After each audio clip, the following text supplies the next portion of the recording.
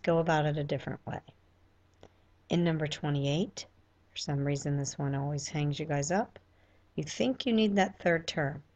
When you just have two terms, when c is equal to 0 and the first two terms have an x, this is the one where we do GCF. And I'm going to hop over to the PowerPoint and show you this one.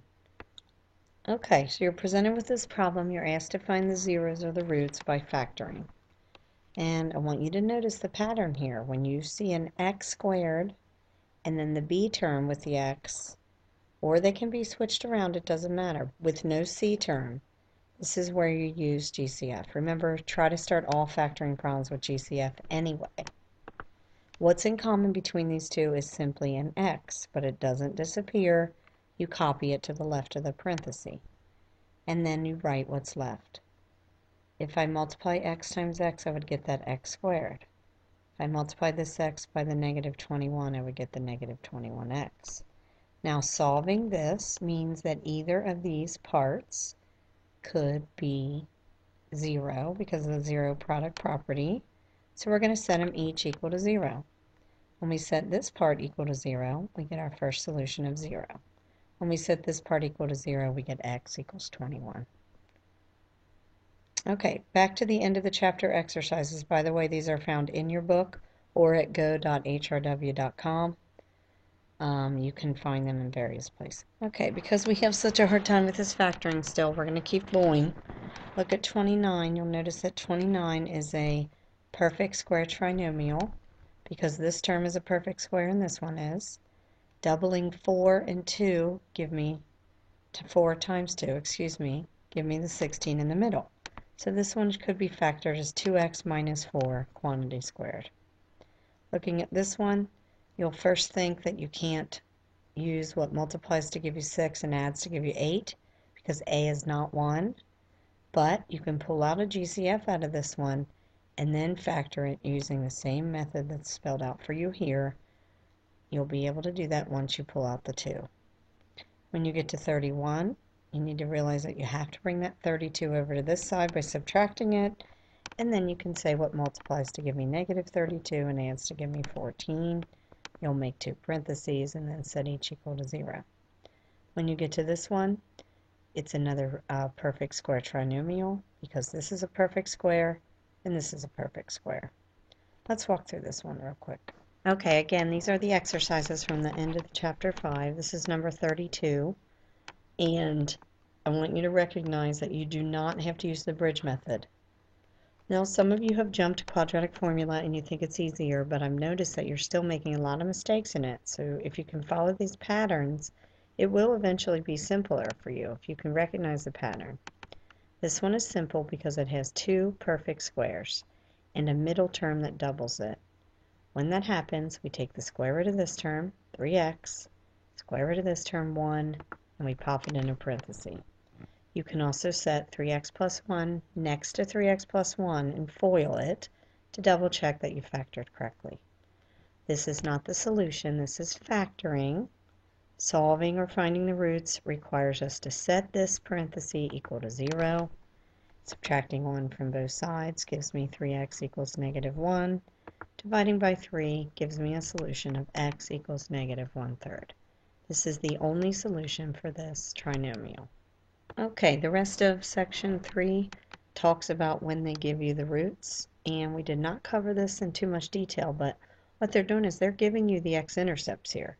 So these are the places on the x-axis where some sort of quadratic intercepts the x-axis. So what you do is you take each of these numbers and you put them behind an x minus. Okay, so for example, they walked us through one. If I have a quadratic with zeros at 8 and negative 8, then I can put x minus 8, that's this one, and x plus 8, that's this one. And I can actually FOIL these to give me the quadratic that would give me zeros at 8 and negative 8.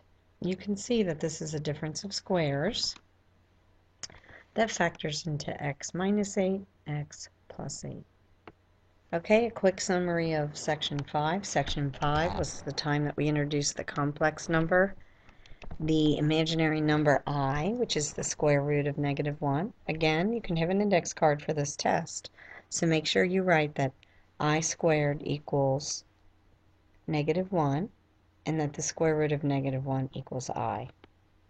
What's going to happen is you're going to have to simplify. For example, this one right here, x squared equals -81, by taking the square root of both sides. And this also applies the square root property, which some of you were having trouble with. So take the square root of both sides, you get x equals plus or minus 9i. When you see problems like any of these, you can set them up as quadratic formula. Just remember that when you have a negative in the square root, you get -i. Okay, the other part of this section that you guys did not memorize or study, some of you, is when you're given a complex number, imaginary part and a real part, you need to make sure that you put the real part first and the complex part second. The complex conjugate only changes the sign of the imaginary part. So for 51, your answer would be -4, the real part, minus 5i. And for 52, the answer would be 3, doesn't change the sign of the real part, minus I times the square root of 5. Okay, make sure you put that on your index card. Okay, 2 quick reminders for Section 6. Section 6 involved the quadratic formula. You remember the song. My voice isn't so great, so I'm not going to sing it right now. You should be singing it in your head, hopefully. You can write the quadratic formula on your index card, but you should have this memorized. They do expect you to have it memorized. And the other thing that you need to write down on your index card is what we call the discriminant, okay? The discriminant, spelled here for you, is b squared minus 4ac. It's not the square root of b squared minus 4ac. Some of you made that mistake on your quiz. It's the part that's inside the square root in the quadratic formula, but we only use b squared minus 4ac itself. We make sure that we turn whatever negative number we have to a positive, plug in our values as is, and we remember the 3 distinct categories that you need to put on your index card. If b squared minus 4ac is positive, like in this case, then we have 2 real roots. If b squared minus 4ac is negative, then we have 2 complex roots. And if b squared minus 4ac is 0, we have 1 real root. All of these problems on here we've done real recently, so I'm not going to go through them, but you should be able to plug these into the quadratic formula, being careful. And this is one more mistake I want to call your attention to. When you guys get to this point right here, you have 5 plus or minus the square root of -11 over 6. Number 1, I want you to focus on making sure your fraction bar is not a slant, that you write it as a horizontal line. The next thing I want you to realize is this is saying we have 2 different solutions. We have a positive solution and a minus solution for these 2 numbers. We also need to remember that both terms are getting divided by 6. So I can't suggest enough to you that you copy it down as 5 divided by 6 plus or minus this part, which simplified to I square root of 11, which is also divided by 6. All right, make sure you look through your quizzes and double check what mistakes you make, and you're going to do great on the test tomorrow. See you tomorrow.